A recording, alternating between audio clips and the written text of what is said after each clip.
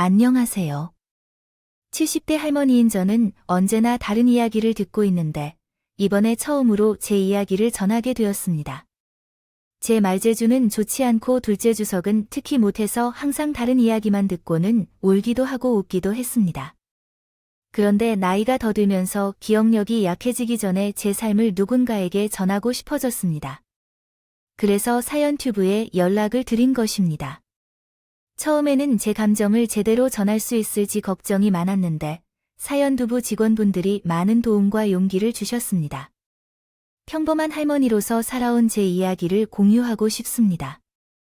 부디 소중한 시간을 할애해 주신 만큼 얻어 가실 수 있는 것이 있었으면 좋겠습니다. 저는 경상도 농촌에서 태어나 자랐어요. 그곳에서 남편을 만나 가정을 꾸렸어요. 남편과 함께 농사를 짓고 아들 둘을 키우면서 1년이 하루 같이 바쁘게 살아왔어요. 다들 비슷한 마음일 것 같아요.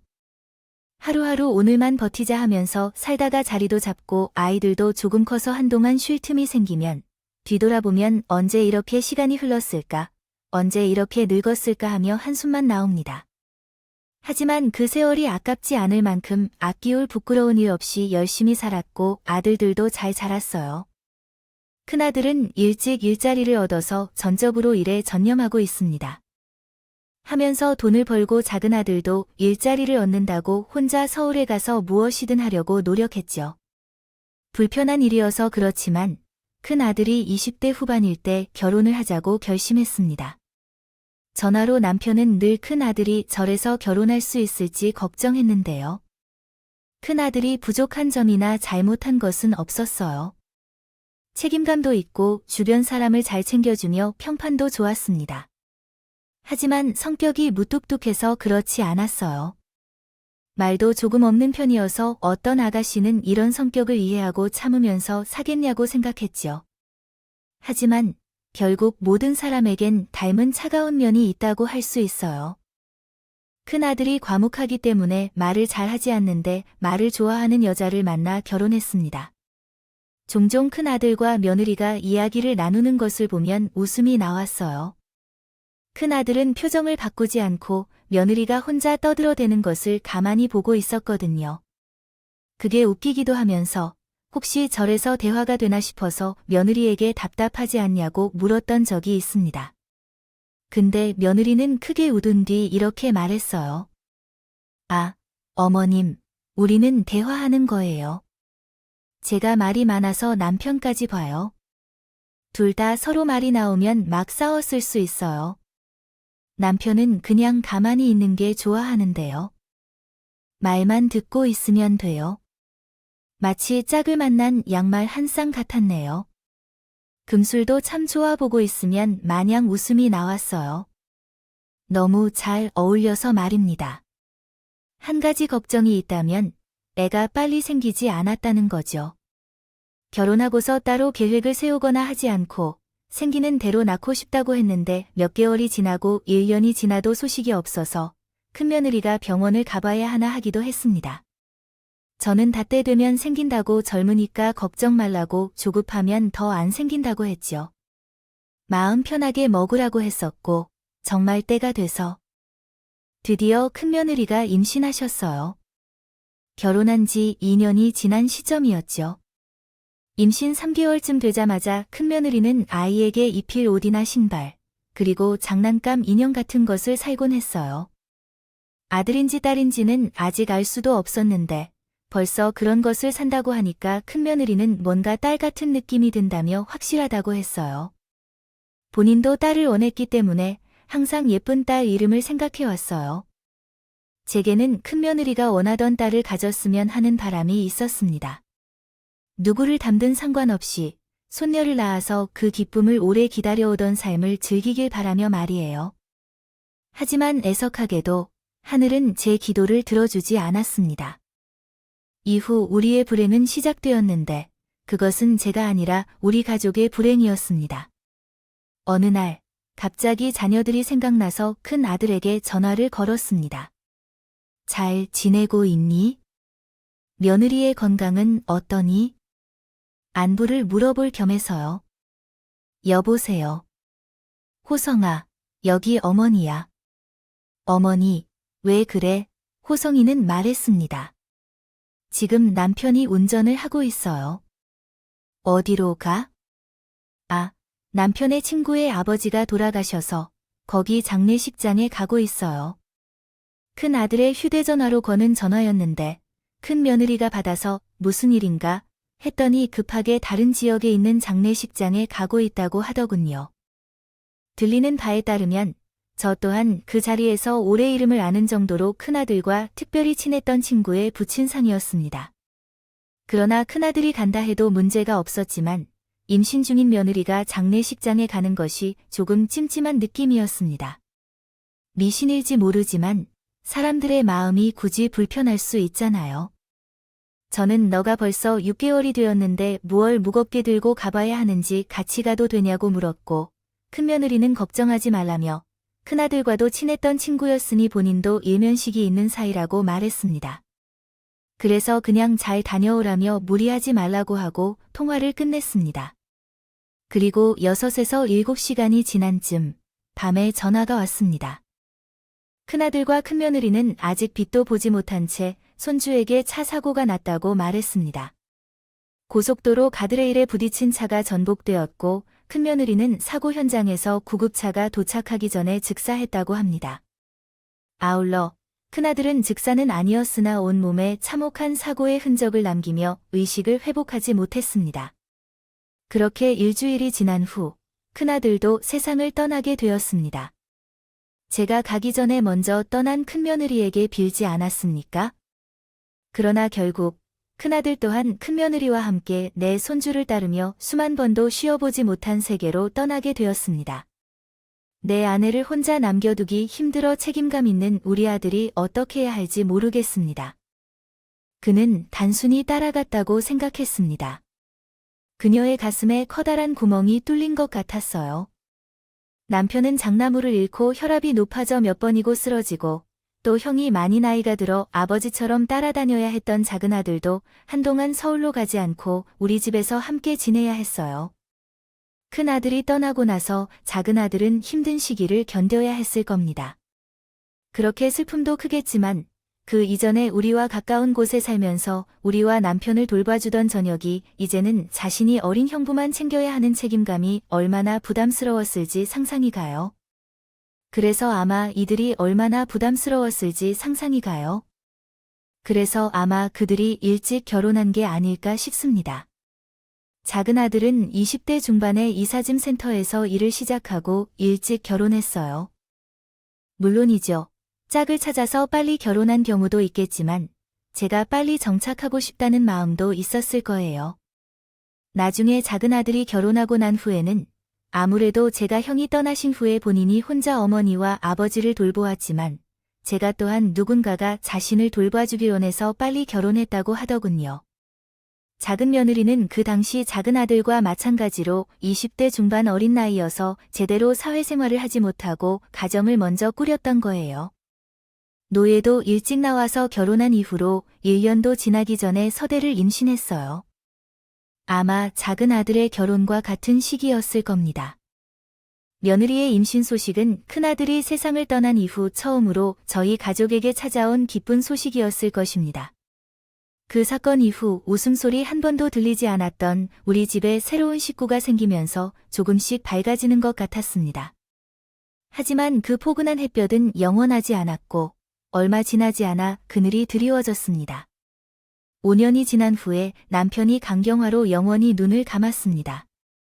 남편은 큰아들을 보낸 이후 술에 사로잡혀 살아왔는데 술이 들어가면 안 좋은 생각이 사라진다며 괴로운 기억이 사라진다고 말하며 하루에 소주 2~3병을 마셨습니다.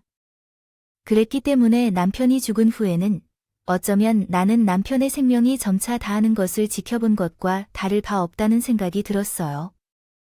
남편이 술을 마실 때마다 간이 손상을 입었을 테니까요.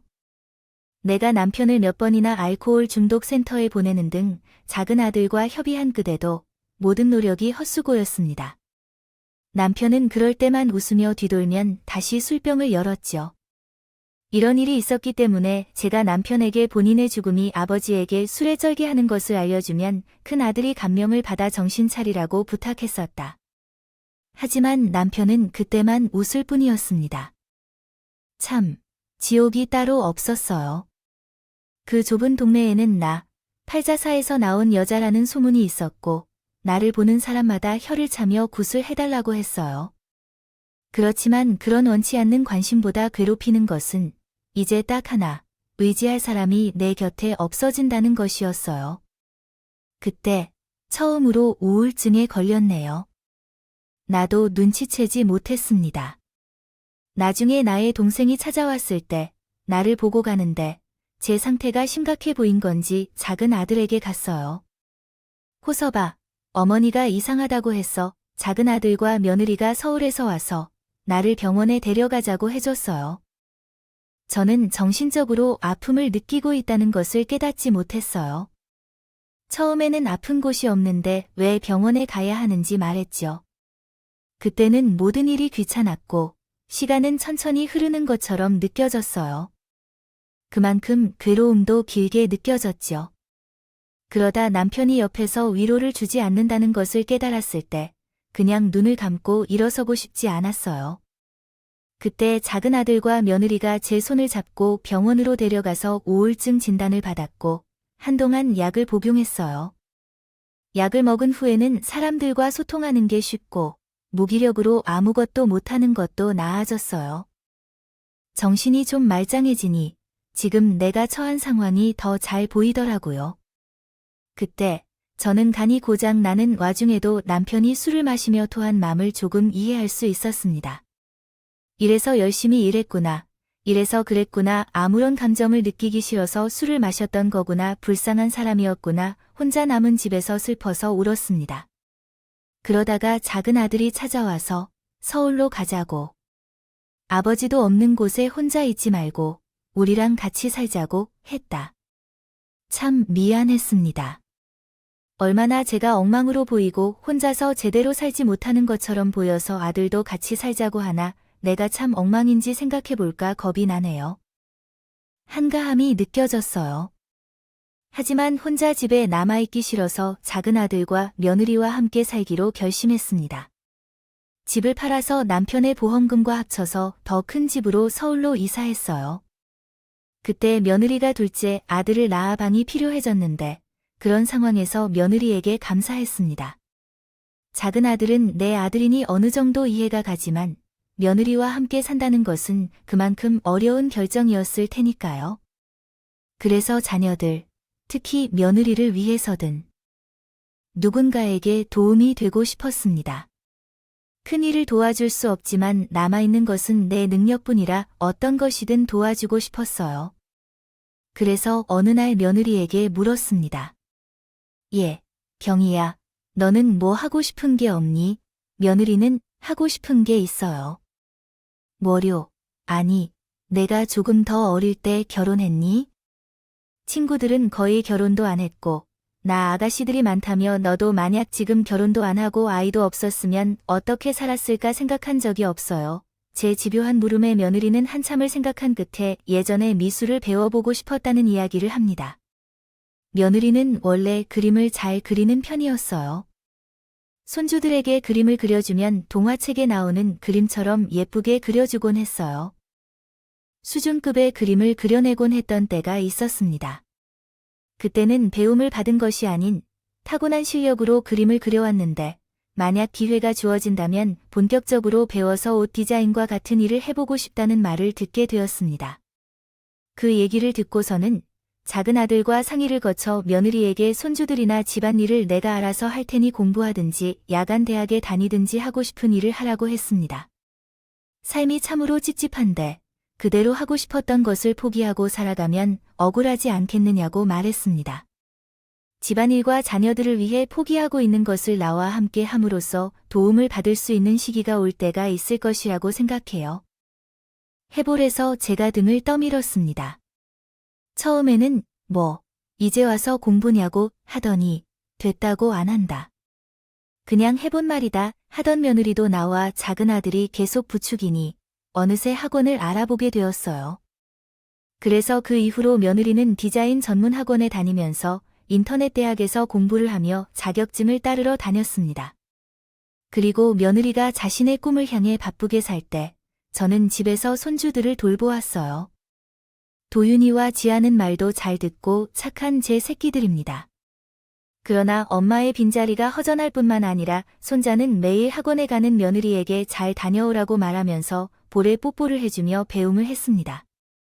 잠이 젖었더니 엄마에게 가지 말라고 떼쓸 만큼의 이유가 있음에도 불구하고 그러한 사례가 없었기에 종종 할머니가 있는 것 때문에 괜찮다고 말했지만 그런 말을 들 때마다 괜히 제 코끝이 간질거렸었어요. 한 2에서 3년 집중적으로 공부하면서 며느리는 특별한 곳은 아니었지만 작은 회사에서 디자이너로 취직할 수 있게 되었어요. 아내가 보던 것이고 거의 처음 회사에서 정식으로 취직한 거라 많이 힘들었지만 그래도 그때 며느리의 얼굴에는 항상 밝은 표정이 일하는 것을 즐기는 것을 즐겨 했었어요. 첫 월급을 받았을 때는 제게도 정식으로 월급을 주어서 저도 이제 돈을 버는데 어머님도 함께 할 수 있었어요.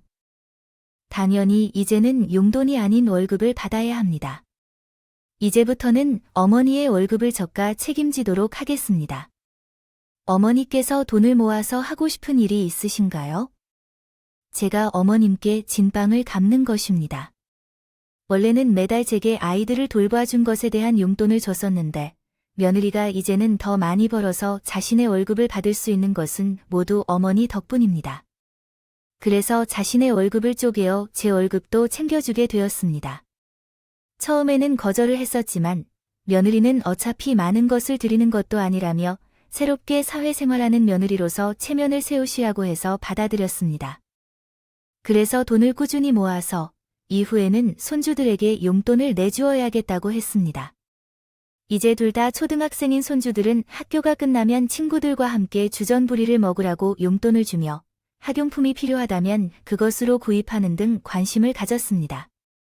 언제 이렇게 커버린 것인지 지금이 제일 예쁠 때일 텐데 그저 아무런 걱정 없이 지낼 수 있는 이 시절이 오래 갔으면 좋겠다 생각했습니다.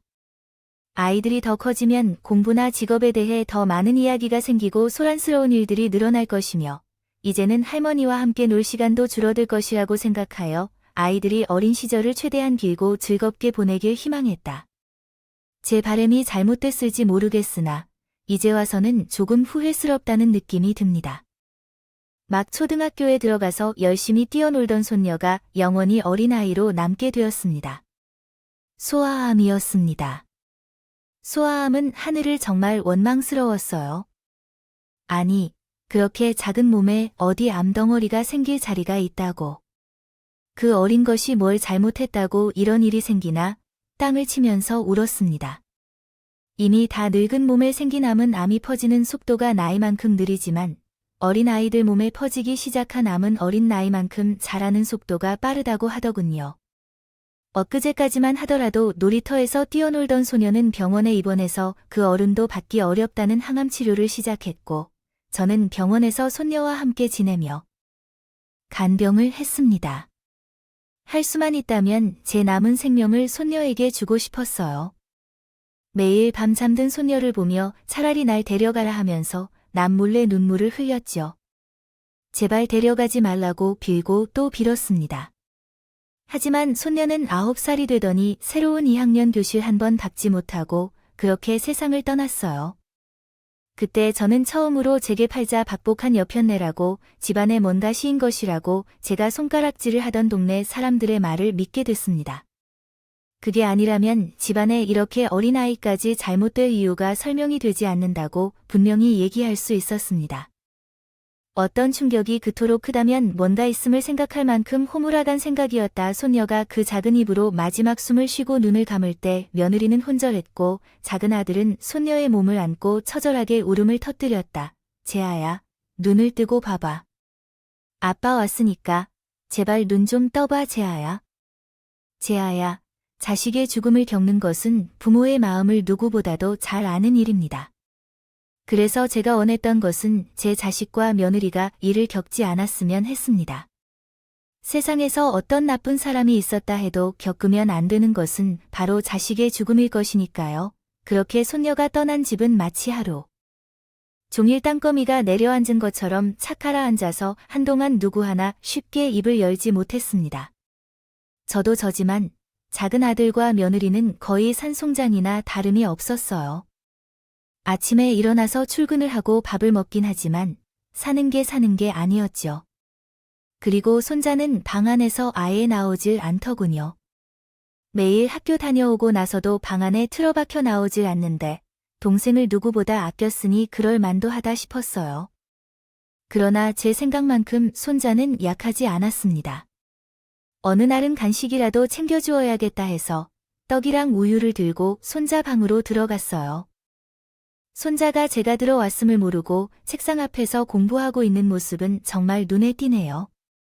그동안 그렇게 열심히 공부하는 건 처음인데 원래 공부를 열심히 하는 아이라고는 했지만 놀기도 좋아하는 편이었어요.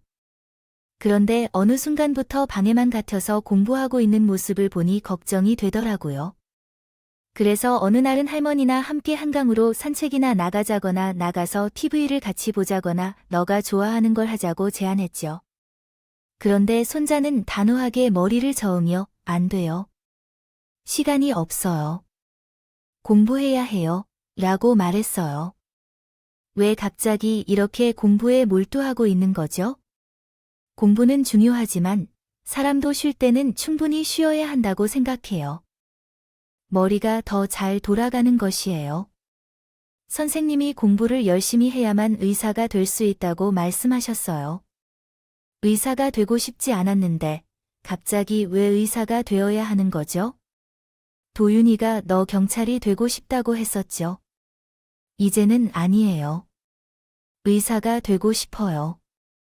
의사가 되어서 할아버지나 지아처럼 아픈 사람들을 도와주고 싶어요. 그래서 우리 엄마, 아빠, 할머니처럼 슬픈 사람들이 없었으면 좋겠어요. 그 말을 들었을 때 목구멍이 꽉 막히는 것 같았어요.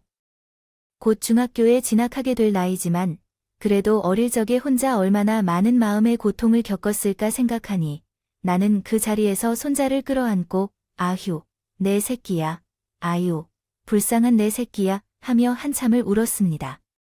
그리고 그에 대한 이야기를 작은 아들과 며느리에게 전하며요. 말하셨습니다. 너는 내 마음을 알겠지만 계속해서 이런 식으로 살 수는 없어. 도윤이가 의사가 될 거라더라. 그 어린애도.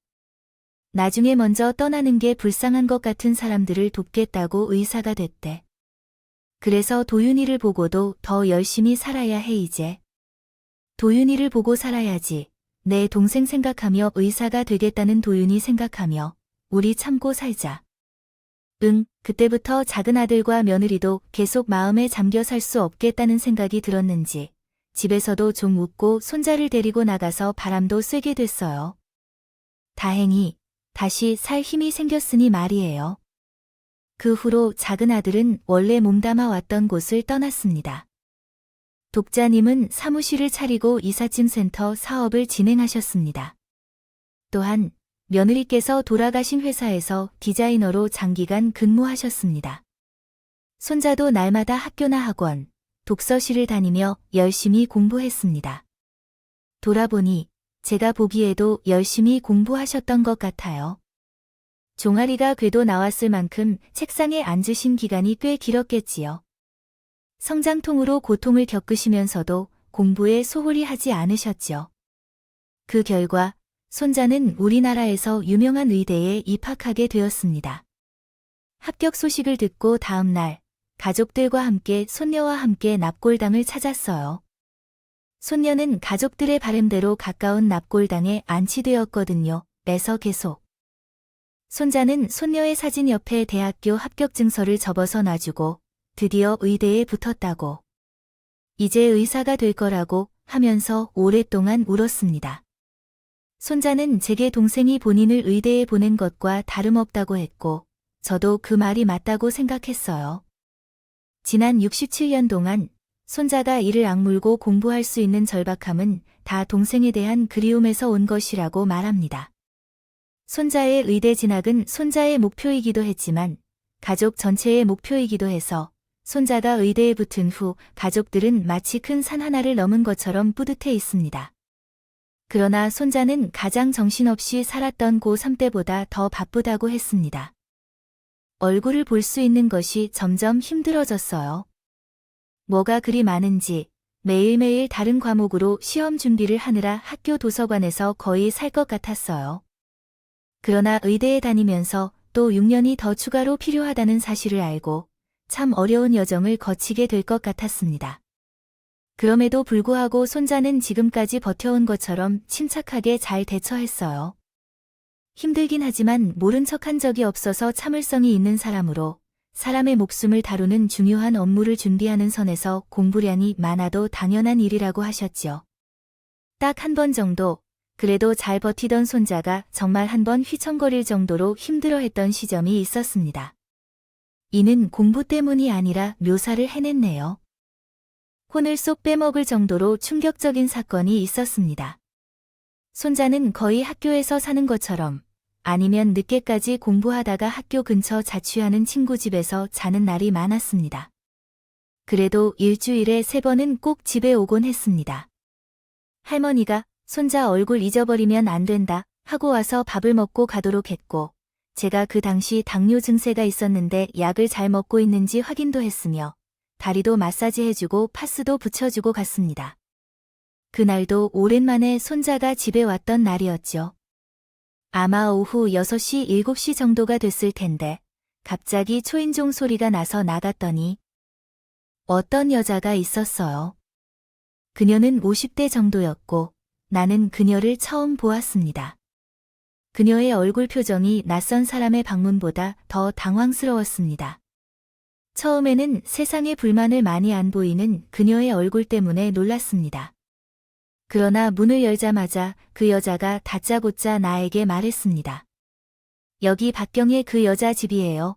박경희는 나의 며느리의 이름이었어요. 하지만 나는 잔뜩 성인스러운 여자 앞에서 무너져서 다르게 대답하지 않고는 없는 것 같았습니다. 누구신데요? 왜 오셨죠?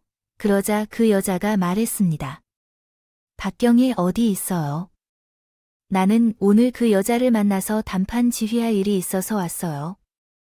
박경희 안에 있어요. 박경희, 너 나와.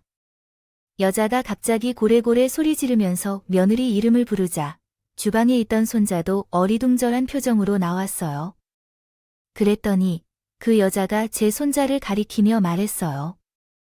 아, 그쪽에 의대 다닐다는 아들. 지 아들이 의대 다닐 동안 내 자식들 눈에서는 피눈물이 나네요.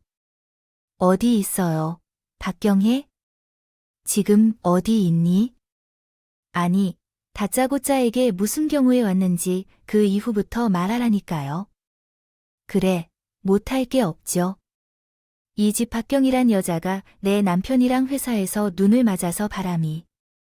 이 집 며느님이 났어요. 애 셋이나 있는 유부남을 꼬셔서 연애를 하신다고요. 나는 이거 절대 넘어갈 수 없어. 박경혜, 나오라 그래요. 박경혜, 어디 있어요? 모르는 여자가 남의 집을 돌아다니면서 문이란 문은 다 활짝 열면서 난동을 부립니다. 저는 있던 자리에 꼿꼿이 서 있던 대로 굳어 있었습니다. 며느리가 회사에서 바람이 났다는데 그것도 유부남이라 충격을 받았지만 처음에는 믿기 어려웠어요. 그래도 만약 사실이라면 어떡하지 하는 생각에 움직일 수가 없었습니다. 안 계시는 거 확인하셨잖아요. 그러니까 나가세요. 이게 무슨 경우입니까? 어르신 계시는데 나가세요. 무슨 말인지는 알겠지만 일단 나가세요. 손자가 그 여자를 집에서 내쫓은 후 좀 정신이 돌아왔을 때 손자에게 이게 무슨 일이냐고 정말 엄마가 그랬을 것 같냐는 말이 차마 떨어지지 않았습니다. 손자는 벌벌 떠는 저를 소파에 앉혀놓고 그대로 멍하니 있었어요. 1시간 정도 지난 후 아파트 단지에서 쩌렁쩌렁한 싸움 소리가 들렸습니다.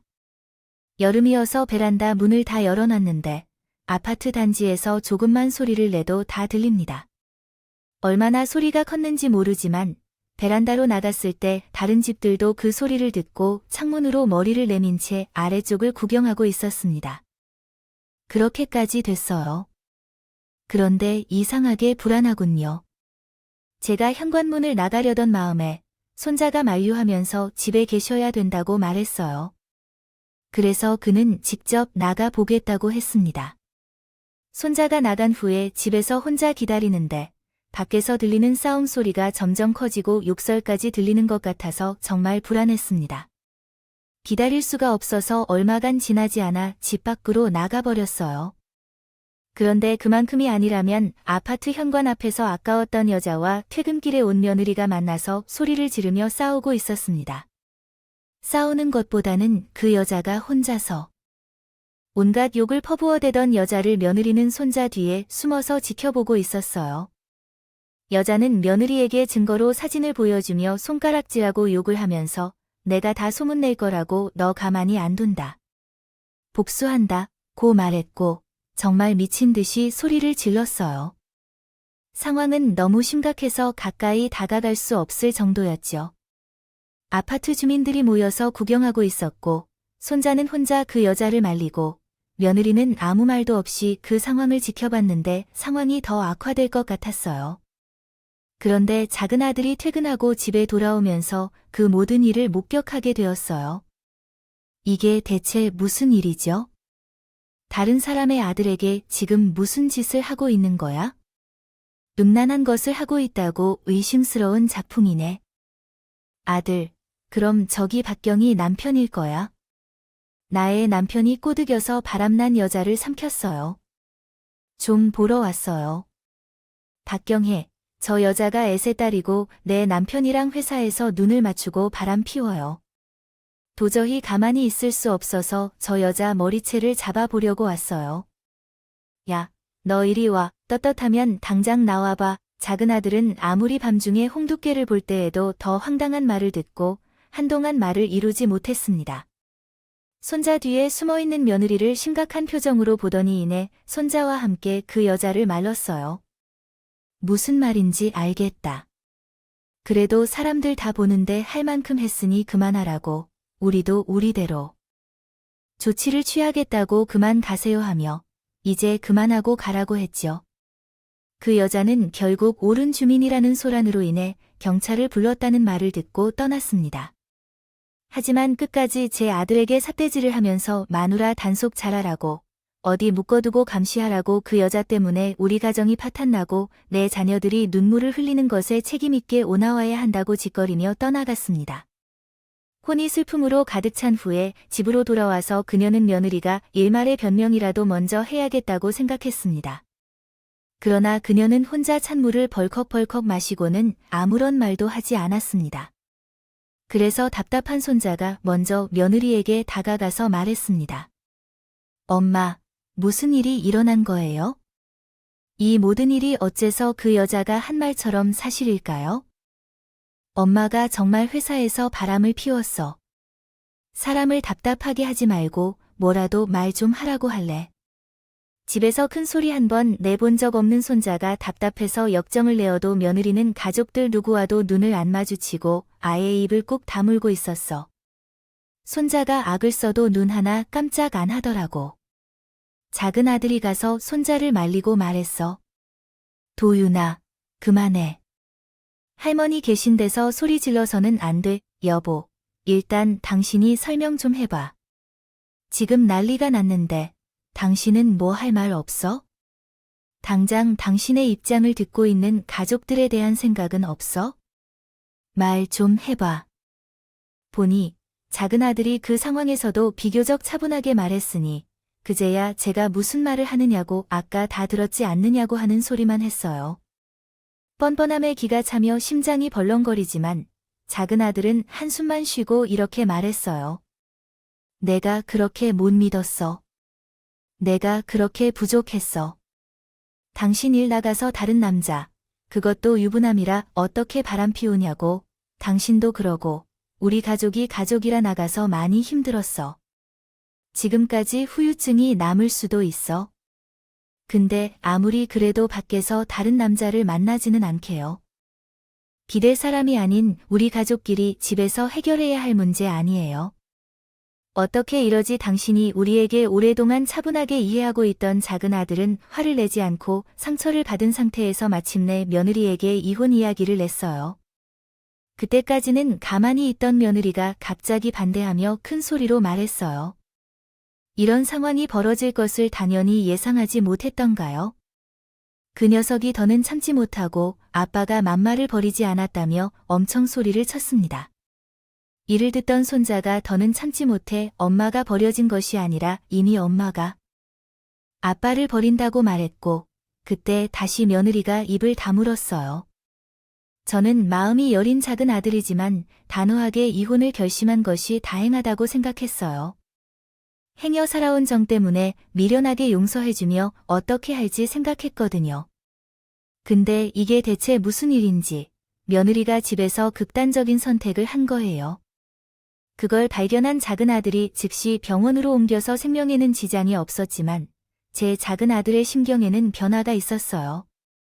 병원에 있던 며느리는 다시 작은 아들에게 이혼은 절대 안 된다고 제발 자신을 용서해달라고 하며 환자복을 입고 빌었고 사람 하나 살린 셈치고 작은 아들은 며느리에게 한 번 더 기회를 주었습니다.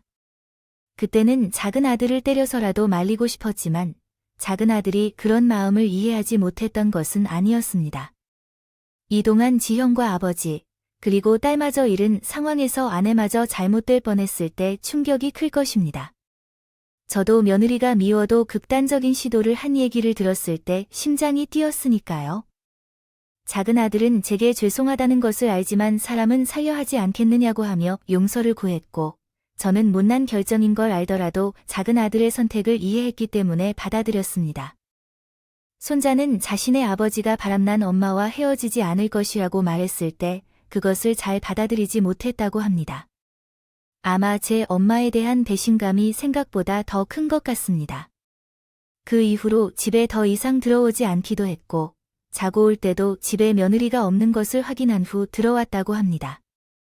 아버지가 내린 결정이니까 우리도 그냥 받아들여야 한다고 말했을 때 살면서 누구나 실수한다고 하면서도 그것이 쉬운 일은 아니라고 하며 고개를 끄덕인다고 합니다. 그러기에 안쓰러웠습니다. 부모의 부족함으로 인해 마음을 아픈 손자를 보는 것은 그저 안타까웠습니다. 물론 저도 며느리를 그 전처럼 대하는 것이 쉽지 않았습니다. 하지만 며느리를 대하는 태도는 달라졌을지라도 그리 티를 내진 않았어요. 한 지붕 아래 살면서 만약 미워하는 마음만 키우면 제 속만 병들게 되는 길이라고 생각합니다. 그래서 며느리를 집안에 있는 가구나 전자제품처럼 생각했습니다. 당연히 집안의 한 자리를 차지하고 있지만 만약 내가 사용하지 않는다면 쳐다보지 않아도 되는 그런 존재로 여겼습니다. 하지만 기회라는 것은 받을 만한 자에게 가야 하는 법이죠. 며느리는 그 기회를 얻을 자격이 없는 사람이었습니다. 작은 아들이 며느리를 용서하고 3년 뒤에 일이 터졌어요. 이삿짐 센터를 운영하던 아들이 작업을 하다가 지게차 위에서 추락하여 먼저 떠나 가족들 곁으로 갔습니다. 참 거짓말 같으시죠? 이 모든 이야기가 거짓말이라면 얼마나 좋겠습니까? 그럼 제 남편도, 큰 아들도, 큰 며느리도, 그리고 얼굴 한 번 보지 못한 큰 손주와 손녀딸, 작은 아들까지 지금 제 곁에 있을 테니까요. 작은 아들마저 그런 사고로 제 곁을 떠났을 때 어쩌면 남편이 죽은 다음에 정말 동네 사람들 말처럼 구슬했어야 했다고 내가 괜히 자존심 때문에 그렇게 생각했었나 봐요. 말을 무시하다 보니 이렇게 되었나 싶어 정말 고통스러웠습니다. 그냥 다 제 잘못이고 그래도 손자가 몇 년에 걸쳐서 끝나지 않는 이별을 겪어 허전해했고 며느리도 참으로 힘들어했습니다. 작은 아들을 다른 가족들이 모여 있는 묘지에 묻을 때 그 앞에서 죄송하다고 하며 오랫동안 울었어요. 아마도 작은 아들이 떠나기 전 그런 아픔을 준 것에 대해 죄책감을 느낀 게 아니었을까 싶어요. 그러나 그 죄책감은 참으로 순식간이었습니다. 작은 아들을 보내주고 집으로 돌아와서 며칠도 지나지 않아 작은 아들의 물건을 정리하고 있을 때 며느리가 다가와 이렇게 말씀하셨습니다. 했다면요. 어머님. 근데 언제 나가시려고 하세요? 처음에는 그게 무슨 소리인지 알 수 없었습니다. 혹시 제가 그날 무슨 약속이 있는지 말했나요? 어디로 가겠다고 했나요? 기억을 되짚어 보다가 며느리에게 무슨 말이냐, 내가 어디로 가나라고 물었습니다. 그러자 며느리가 너무 태연한 표정으로 제게 말했습니다. 이렇게 이야기하지 않을 거예요. 어머님도 이제 나가서 사셔야죠. 이곳이 어머니의 아들 집도 아닌데 우리 집을 팔고 도윤이와 이사 갈 거예요. 저는 그 황당한 말에 뭐라고 대답해야 할지 몰랐는데 그 전에 함께 물건을 정리하고 있던 손자가 말했습니다. 엄마, 갑자기 무슨 소리예요? 할머니가 왜 나가세요? 그리고 갑자기 이사하려고 압박한 거죠. 얼마나 지났다고요? 엄마는 이 집을 나가고 싶다고 하세요. 여기서 지내도 그렇고 아빠도 그렇게 됐는데 나는 이 집에 붙어 있고 싶지 않아요. 어머니도 그렇게 되었니요? 나는 이 집에 붙어 있고 싶겠니? 라고 질문하셨는데 내가 이 집에 남길 필요가 있겠니? 로 말씀하셔야 문장이 매끄럽습니다. 또한 저 좀 새로운 시작을 하고 싶어요. 아파트에서도 사람들이 제게 수군거리는데 어린 딸을 보내고 나서 이제 과부가 되었다고 수군거렸어요. 라고 수정하시면 좋을 것 같습니다. 너무 과거의 일을 언급하셔서 아무튼 이야기를 다 시작하는 저 부분을 수정할 수 있을 것 같아요. 아무튼 다시 시작할 거라서 이야기 꺼내는지도 모르겠지만 참나, 왜 지난 이야기를 꺼내세요? 로 저 부분을 수정하실 수 있을 것 같습니다. 저는 이 동네를 떠날 거니까 어머님도 그렇게 하셔야죠. 어디서 살지 정해 보셔야 하지요. 남편이 남긴 집을 팔아서 저도 새 인생을 살아야 해요. 이 집을 왜 내게 남겨줘야 하냐고요? 호섭이가 언제 그런 말을 했겠어요. 그 일은 있고 나서 이 집은 명의 호섭이의 단독 소유가 되어야 해요. 호섭이가 두윤이한테 준다고 했지만 사실은 며느리가 바람을 피우고 작은 아들이 그것을 용서해준 뒤에 그 전에는 작은 아들과 며느리의 소유였던 아파트를 아들의 단독 소유명으로 바꾸었고 그 후에 그 집에 대한 상속권자를 손자로 지정했었거든요. 며느리는 그때 우선적으로 작은 아들에게 용서를 받는 게 중요했기에 그 업무를 따지려는 저에게 말 조리게 당황해서 더듬더니 또한 너무 뻔뻔한 얼굴로 말하길래 그래요. 네, 맞아요. 그러니까 이제는 제 아들일 텐데요. 어머님, 명의도 아니고 제 아들 도윤이라고 이름도. 그러니까 팔아서 제 아들하고 살 필요 있을 것 같아요. 구한다고요? 너, 정말 그렇게 하고 싶냐? 호섭이 아직 억울해서 눈도 제대로 못 감았을 텐데 이런 결정 내리고 싶어? 나를 기어이 쫓아내야 속이 시원하겠냐? 그 모진 말 하지 마세요, 어머님. 돈 없는 것도 아니잖아요. 예전에 제가 꾸준히 챙겨드렸던 월급도 있고 돌아가신 아버님 보험금도 거의 그대로 있잖아요. 그 돈으로 충분히 어머님 혼자 집을 살 수 있어요. 아니면 급하다면 어머님 동생을 찾아볼까요? 댁으로 가시던가요? 거기가 어디라고 했던가요? 수원이겠죠? 여기서 택시를 타고 금방 가실 수 있어요. 이미 10년 전에 끊긴 그 월급을 우는 말을 하던 며느리는 갑자기 지갑에서 5만 원짜리 한 장을 꺼내 제 앞에 던지듯 주더군요. 그리고 이걸로 편하게 택시 타고 가세요. 제가 이 정도 교통비는 드릴게요. 이제 저도 혼자 살아야 하는데 허리띠 바짝 조여야 하잖아요. 하며 허무한 눈으로 눈앞에 떨어진 돈을 살펴봤습니다. 그래요. 며느리는 저와 피를 나눈 가족은 아니죠. 하지만 그래도 10여 년을 가족으로 살았습니다. 근데 아들이 없어서 이제 시어머니가 아니요, 당장 나가세요. 심지어 그때는 겨울이었습니다. 겨울 한파가 몹시 심한 날씨에 나를 쫓아내겠다는 것이었죠. 인간의 행동은 정말 무서운데요. 그들은 끝이 없이 잔인해질 수 있는 존재인데 한때는 내 가족이었던 사람들이라고 말합니다. 그러나 나는 차마 돈을 주어서 가져가지도 못하고 찢지도 못할 때 옆에 있던 손자가 돈을 주었다가 던졌어요. 그 소동을 보고 있던 며느리가 손자가 그렇게 행동할 줄은 몰랐는지 놀라서 소리조차 못 내고 큰 눈으로 손자를 바라보았습니다. 당신, 무슨 생각이야? 당신이 뭔데 할머니를 쫓아내냐? 당신은 누구신가요? 도윤아야, 당신은 집에서 무슨 일을 하신 건가요? 제가 어렸을 때도 당신은 제 곁에서 함께 있어 주고 아플 때는 간호를 해주기를 약속했었죠. 그래, 그것이 당신이 어렸을 때 한국에서 할 수 없었던 일이었죠.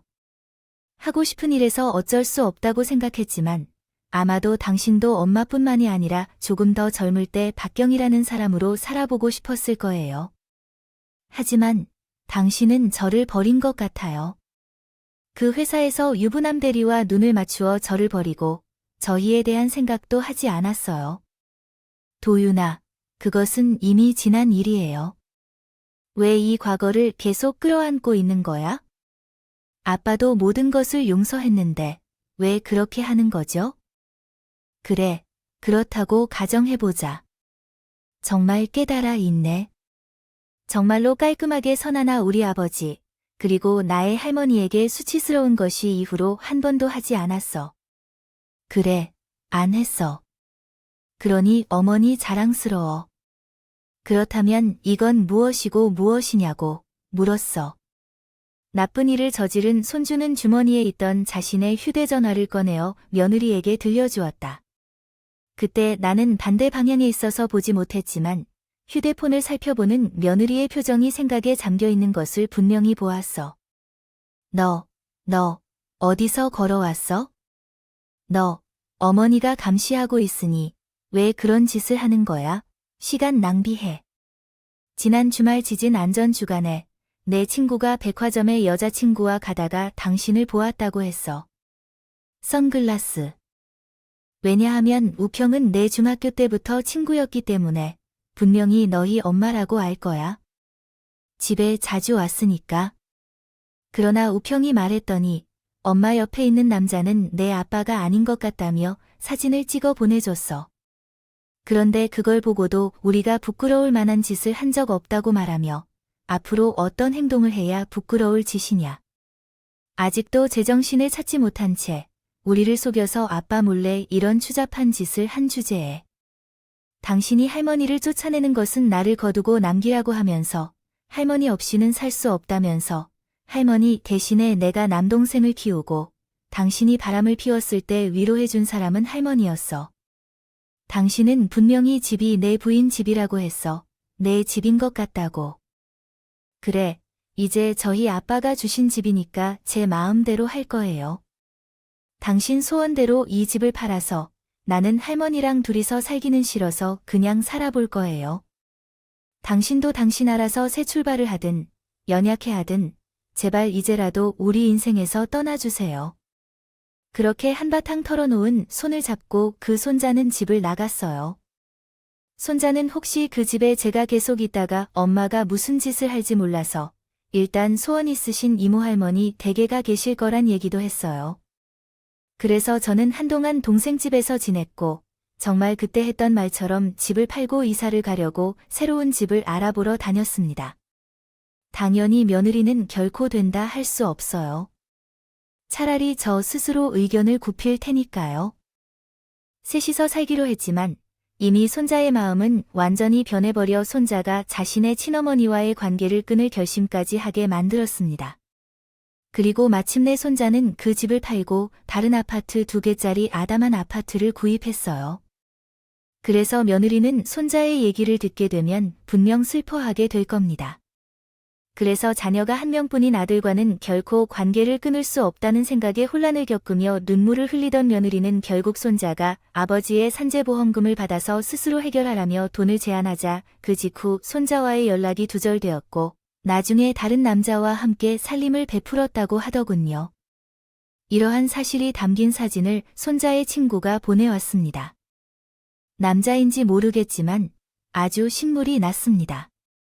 남자의 눈이 뒤집혀서 가족을 수시로 버리는 그런 인간에게 그저 같은 인간으로서의 정이 완전히 거덜이 났죠. 그 후로 저는 손자 둘이서 지냈습니다. 날이 갈수록 손자는 국가고시가 다가와서 바빠졌지만 그래도 손자 얼굴 잊어버리면 안 된다고 생각했습니다. 어떻게든 시간을 내서 집에 들어와 저와 함께 식사를 했습니다.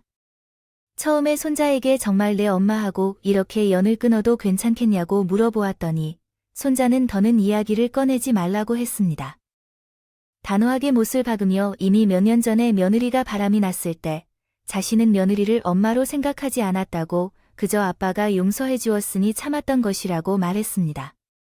제 생각보다 그 당시 손자에게 난 상처와 감정의 골은 더욱 심했었습니다. 물론 그 후로 몇 년 뒤에 며느리가 먼저 손자에게 연락을 해왔습니다. 목마른 인간이 우물을 판다고 하잖아요. 며느리는 목이 말라서 당장 죽음을 앞뒀을 때야 제 자식을 찾더라고 했습니다. 그것도 손자에게 미안하고 보고 싶어서 찾아간 것이 아니라 다지가 아쉬워서 왔던 것이었죠. 어느 날 집에 온 손자가 갑자기 이사를 가야 한다고 했었다고 합니다. 어떻게 말했을까요? 그때 손자는 국가고시에 합격한 뒤 면허를 따고 군의관으로 군대에 갔었거든요. 그런데 어디서 알아낸 건지 손자가 근무했던 곳으로 며느리가 찾아갔어요. 몇 년 만에 아들을 만나러 온 며느리는 잘 지냈어? 어디 아픈 곳이 없어? 묻기도 전에 손자에게 다짜고짜 내가 암이라고 혈액암인데 아는 병원 좀 소개시켜줘 라고 하더라고요. 아는 선배나 교수가 있는 병원에 갈 수 있느냐고 물었대요. 도윤아, 엄마가 이번에 보험이 많이 안 나왔어. 뭘 잘못했는지 생각만큼 나오지 않는다고 하더라고.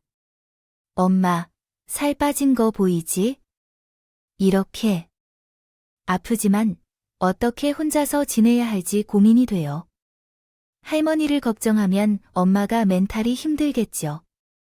그래서 먼저 엄마가 병원을 알아보고 나서 어떻게 할지 좀 논의해보는 게 좋을 것 같아요. 뻔뻔하게 말하는 며느리의 이야기에 손자가 단호하게 며느리를 쫓아냈다고 합니다. 내가 이미 당신 없이도 잘 살아왔고 앞으로도 잘 살 거라는 말을 부모님께서 했는데 이제는 할머니만 남으셨다고 하시더라고요. 아들이 없는 것처럼 스스로 잘 살아라고까지 했다고 하시던데요. 그렇게 단호하게 며느리를 쫓아내셨지만 엄마가 집까지 쫓아올까 우려되어서 제게 이사 얘기를 꺼내셨는데 얼마나 놀랐는지 제 치가가 떨렸어요. 얼굴이 창백해져서 말했던데 정말 안쓰러웠습니다. 손자의 말대로 제가 당장은 이사를 가지 않았어요. 손자가 근무하는 곳에 문제가 있었고 그 당시 제 무릎 상태도 좋지 않아서 곧바로 이사를 갈 수 없었던 상황이었습니다. 그러나 손자의 말대로 제 며느리가 찾아왔습니다. 문은 결코 열어주지 않았지만 그녀는 문 앞에서 오열하며 제발 문을 열어달라고 말했습니다. 제 얼굴을 보고 대화하자는데 그때와 이후로도 계속해서 볼 일 없다며 당장 병원에 가서 치료받으라고 권유했습니다. 그렇게 몇 일을 계속해서 그러다가 결국 손자가 경찰을 불러 몇 차례 끌려갔고 그 이후로는 돌아오지 않았어요. 어디 병원에 갔는지는 알 수 없지만 아직까지 결과를 알 수가 없습니다. 따로 연락이 없는 것으로 보아서 죽지 않았을까 싶어요. 저는 모르겠지만 아마도 며느리에게 남은 것은 친자식인 손주뿐이기 때문에 그러면 아마 사망하면 바로 연락이 올 거예요. 물론 손자는 그 사람의 죽음 소식도 듣고 싶어 하지 않아서 그 후로 휴대전화 번호도 바꾸고 복무가 끝나고 해서 이사도 했습니다. 제 연락처도 당연히 바꿨고요. 피가 뭔지 그렇게 끊고 싶어 해도 어떻게든 항상 다시 만나게 되는 것을 보면 아마도 정말로 며느리가 눈을 감아야 제 손자가 이 지독한 연을 끊을 수 있지 않을까 생각합니다. 제가 길고도 짧은 제 사연을 보내는 이유는 얼마 전 제 집에 놀러온 동생이 저에게 그런 말을 하더라도 언니가 살아계신다는 것은 참으로 신기하고 감사한 일이라고요. 아무래도 내가 이제까지 겪어온 일들은 정신적으로 버티기에 너무 어려운 것들이었기 때문에 그런 말을 한 것 같아요. 그 말을 들었을 때는 그냥 웃고 그래, 나도 신기하다 라고 말했지만 가만히 생각해보니 제가 어떻게든 살아야 했던 이유가 있었더라고요. 큰 아들이 떠날 때는 남편과 작은 아들이 저를 지켜주었고, 남편이 떠날 때는 작은 아들이 쟤를 보살펴 주었으며, 작은 아들이 떠나고 나서는 손자가 저를 지켜줌으로써 살아야 할 이유가 없는 것 같지 않나요? 그렇게 소중한 사람들의 관심과 보살핌 속에서 살아온 삶 속에서 저가 바라는 것은 별거 없습니다. 우리 손자가 사랑하는 사람을 만나서 가정을 꾸리는 것을 보고 가면 여한이 없네요.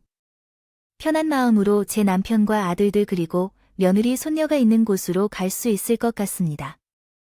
두서없이 늘어놓은 제 사연을 함께 들어주셔서 감사합니다. 그리고 며칠 동안 저와 전화 통화하면서 제 이야기를 잘 정리해 주신 사연 튜브 여러분도 감사합니다. 덕분에 제가 여러분에게 아무리 힘든 일이 있고 당장 이겨내지 못할 것 같은 일이 있어도 어떻게든 사라진다는 말과 그만큼 그 삶이 가치를 얻는다는 이야기를 전할 수 있었으니 이렇게 말씀드리고 싶습니다. 모두들 감사합니다. 여러분 부디 행복하시길. 알겠어요. 음악을 들려드리겠습니다.